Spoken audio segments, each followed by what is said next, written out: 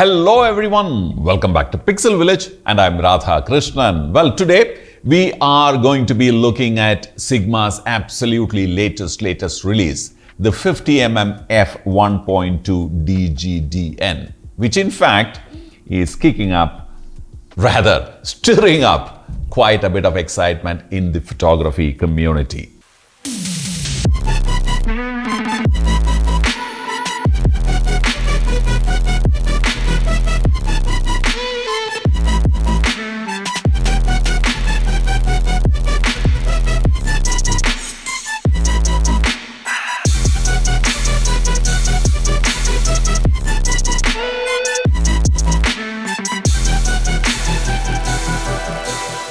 We're going to take a look at this lens in detail. We will also see how it stacks up against its sibling, the Sigma 50mm f1.4 DGDN.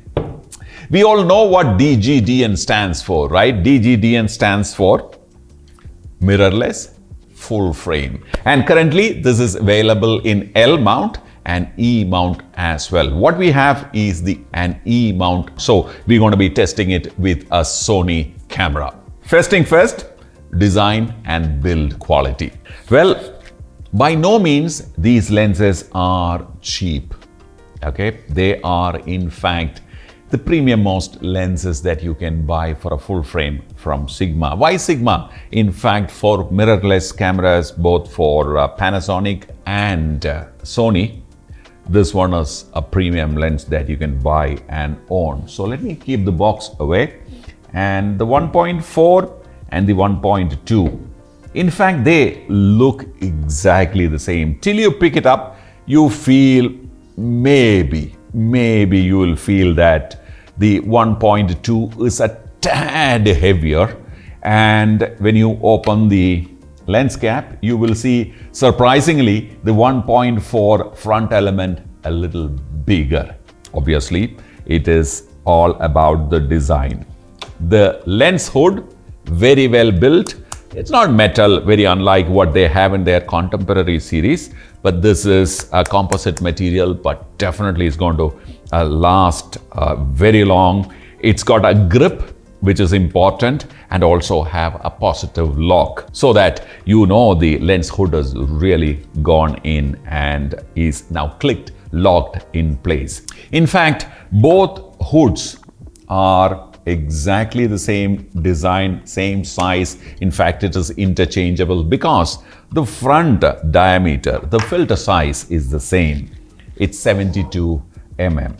Now, I'm going to keep the lens cap and the hood away, and I'm going to show these two lenses side by side for you. Now, if you don't read the labeling on the lenses, it'll be extremely difficult for even probably the most experienced ones to really say which one is the 1.2 and which one is the 1.4. The design philosophy of art lenses right from the beginning has been extremely amazing. Minimalistic kind of design. The grip is very nice. You have the aperture ring both in 1.4 and 1.2. The advantage for a cinematographer is that you can declick the aperture ring and also leave it at auto if that is what you want to do. Why am I saying all these things? If you have used or seen the 1.4, they have exactly same functionalities. You have the focusing ring, you have the aperture ring which can be declicked like I said, you have the AF MF toggle button, you have the AF lock, this one is the declick button. Well, of course, if you are someone who is comfortable working in, let's say, shutter priority auto, then you can actually lock the aperture in A position and it will not move. Absolutely premium look and feel. Well, I don't want to discount the 1.4. It also looks exactly as premium as the 1.2. Right off the bat, well, both these lenses, like I said, feels, well, they are extremely nice, compact and lightweight. When I say lightweight, at 745 grams, This 1.2, the 51.2 DGDN will be one of the lightest 1.2 lenses that you can buy, and it is designed to feel just right on camera. I can imagine this on a Panasonic. We're going to try it on a Sony. I'm sure it is designed with all that in your mind. Now, besides all that, it also has everything that you will expect from a premium lens. Splash resistant, solid brass bayonet mount, and it has all the coatings that are required as water repellent, dust repellent, you name it, this has all that. Well, like I said, for videographers, the icing on the cake is the declicked aperture ring. Optically, 50mm 1.2 is definitely a beast. In fact, I have owned and used many 1.2s. They are amazing, just amazing. I've used the 1.8, I've used 1.4 and 1.2 as well, and I can actually vouch for the difference. The difference is not just about the price, it's definitely about quality too.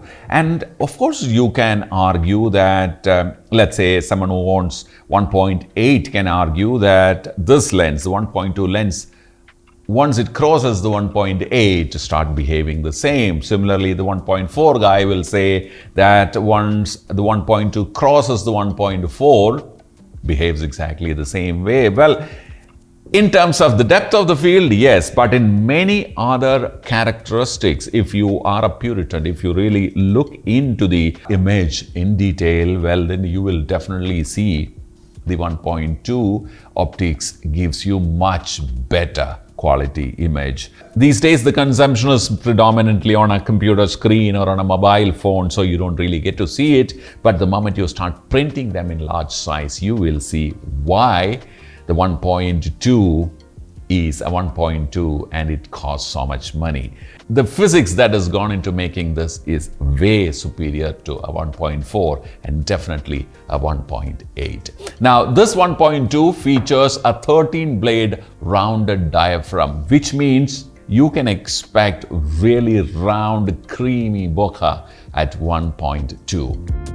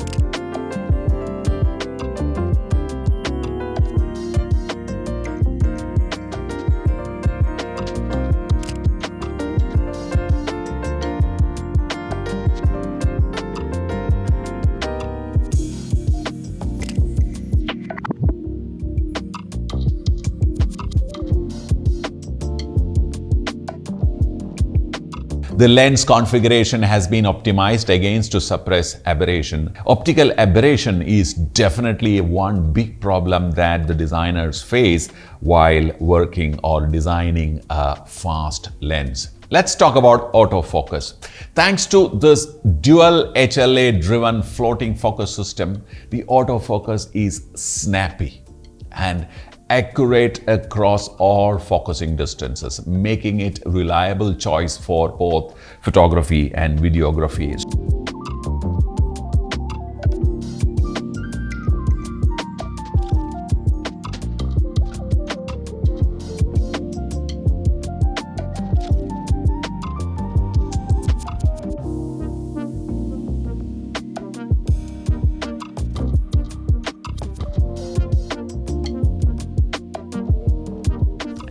Of course, for videographers, one big news is that there is very little focus breathing too.